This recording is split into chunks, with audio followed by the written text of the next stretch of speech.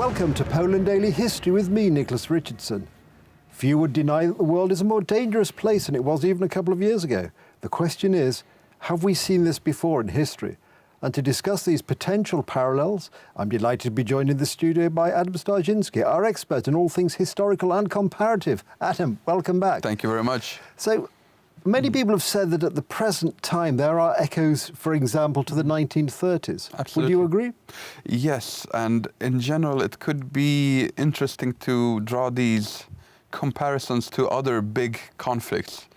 It is very rare for a large regional or even global war. Naturally, if we go further back in history, these were regional wars, as globalism hadn't come to such a degree that you could have armies fighting simultaneously on multiple continents in these broad alliances against each other.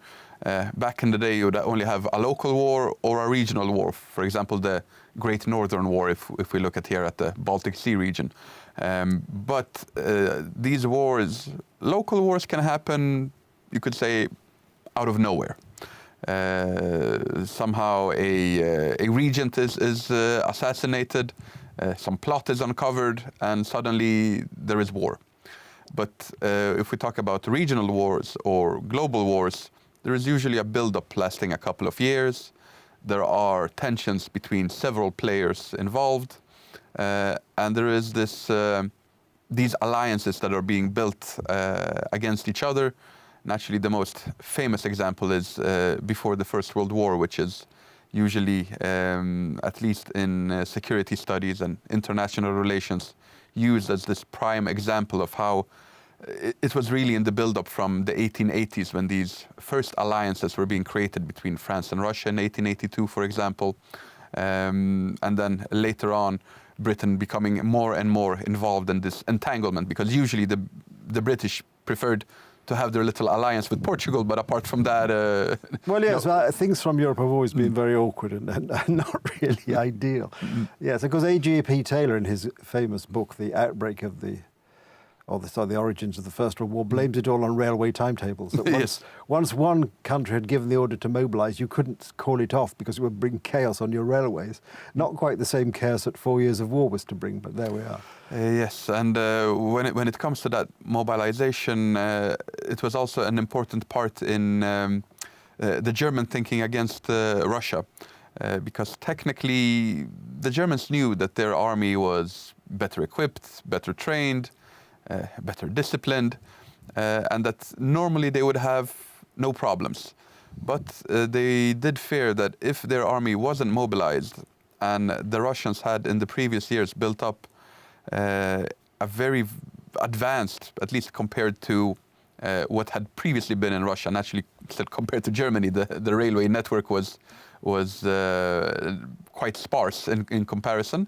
But nevertheless, it was enough to be able to send large quantities of men quickly to the German border, which at that time was in the middle of Poland, as Russia and Germany were bordering each other. But this is why the Germans were in such a rush to start their own mobilization as well.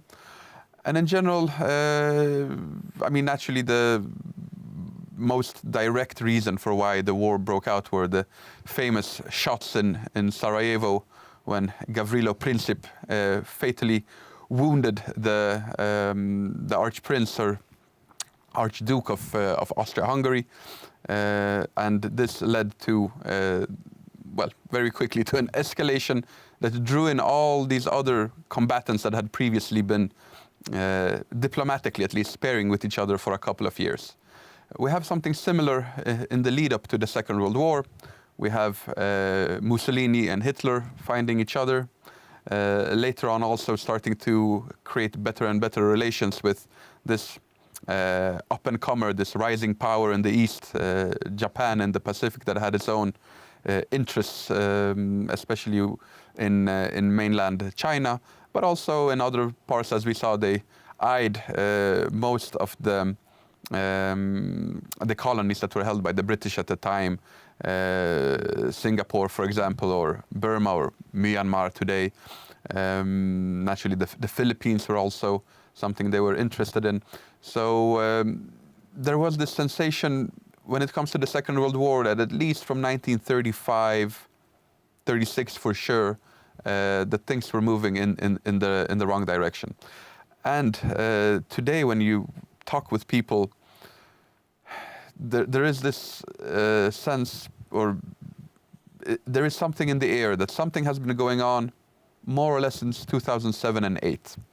It started with the Munich conference, during which Putin famously stated that this unipolar world order is coming to an end.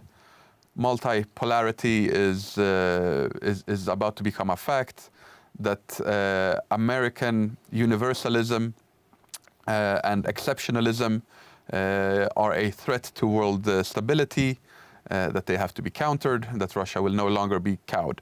Adam, as usual, the clock in the corner of the room, notwithstanding this exciting discussion, is blinking at me, so we must call a pause there, but fear not, we'll pick it up next time.